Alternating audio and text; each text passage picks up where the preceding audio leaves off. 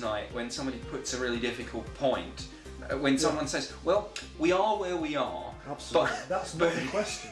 The question is, but that's very clever stuff. It's very high level training that you're talking about, really. This is not something that is taught to everybody. No, it's not. No. And it works. So can you see why conspiracy theorists think that of course maybe... I mean, even I've been accused of being in psyops. As have I. Several times, I know for a fact. You know, people have said to me, why are you doing films with Nick Pope? Because he's obviously out to lie to us because of his background, etc., etc. Or to be a propagator of disinformation. Yes. To be maybe the friendly face. You naughty man. Yes. It's disgusting. You shouldn't do it. It works in reverse as well. I'll give you an interesting example.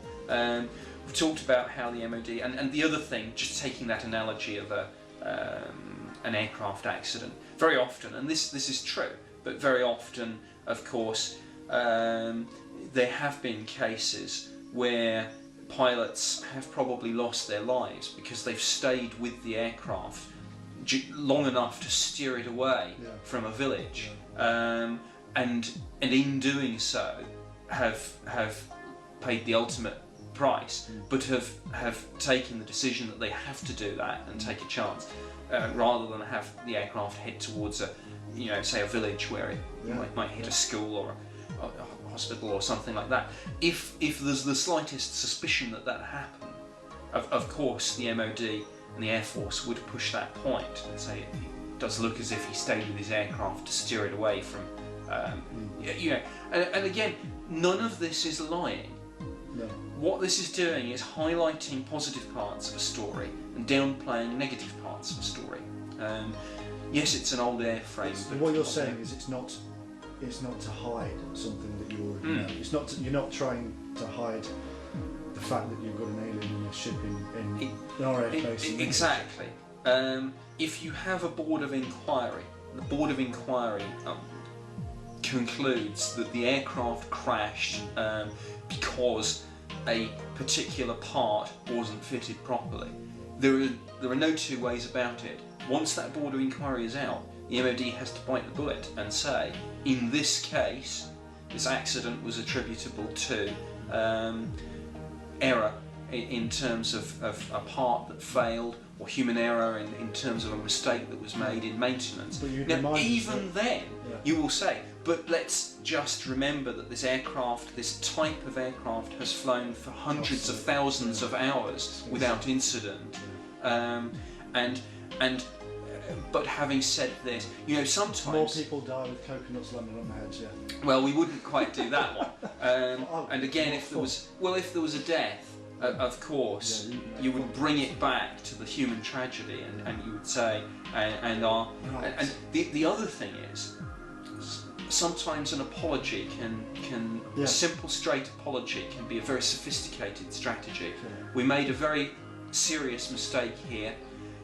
Tragically, somebody paid for it with their lives. We can only apologise and do everything within our power to ensure that a tragedy like this does not occur again. So I can assure members of this House, the families and the public that lessons have been learned from this tragedy. Now that's a method that ought to be used a little bit more. Yes, but that's an honest admission of fault, but you will find that all the time. If you go into the MOD website and look at particularly some of the boards of inquiries into deaths of personnel in Iraq and Afghanistan, into aircraft accidents, you will find some fairly frank admissions of fault. So that's a part of the culture. Let me tell you how it works in reverse, and let me bring it back to UFOs. It's quite interesting.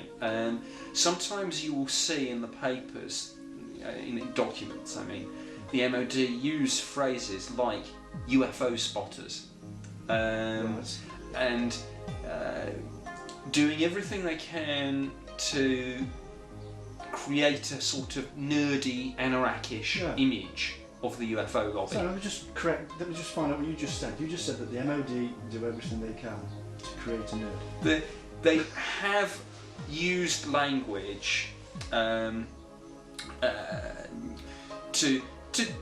well, let's go. Fascinating. Let's go back to basics. Let's go back to basics. There was a document, I think it dates from 1965, where the where the MOD set out its views on UFOs to the US government, and there was a line, and I don't have the document in front of me, but it's words to the effect of, "It has been our long-standing policy to downplay this subject."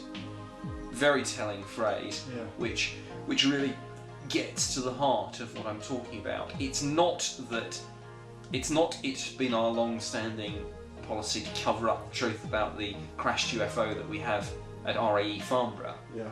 That's not what it is. Farnborough, so. Okay.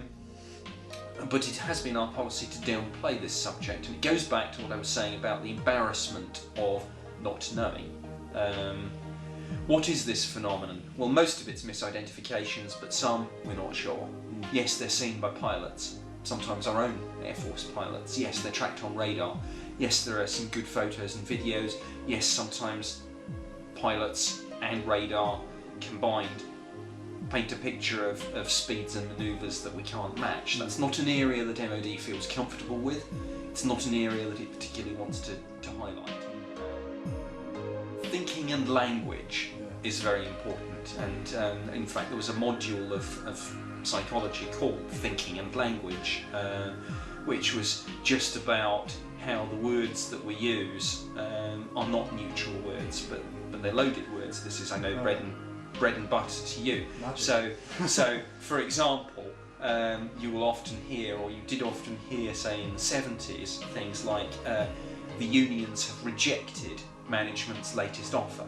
Well, that makes management sound, that make management are generous because they're making an offer. What a nice friendly word that is. Yeah. Unions rejected something. It's not. It was seldom put the other way round. Management refused to match the union's request. Unions tended to demand things. So what you're saying, that the moral of this is, for any UFO researcher watching this, is read very carefully the news on UFOs that you are reading. Any statements from official bodies. Yes. Be very careful and clever in how you read them. Yes, and look at the language in which you, the UFO lobby, are described in the MOD documents, and you'll find. I mean, there was one classic paper. It started. We've heard from the UFO spotters again, and there's been. I think this. And sometimes I wasn't there, but sometimes you can almost, I think, detect a sigh in the tone of voice of the press officer talking to the journalist, and doing their best to sort of say, well, we only are really our only interest. Like the classic Close Encounters film when they're all at the press conference with the government and they're really playing them down there again, aren't they? And there's the kind of plant that's in there that's, I saw Bigfoot once. It's similar kind of things. Spielberg may have been pointing out there that it was going on. Yes, and I'm afraid I was guilty of this myself. Nick Pope. Guilty. In that when I was doing some of the tie-in media, let me just explain how the file release actually worked, the mechanics of it. As I say, I got called in to preview the material and select some cases for highlighting in the media. There was an embargoed press release. This was the way that the thing was handled.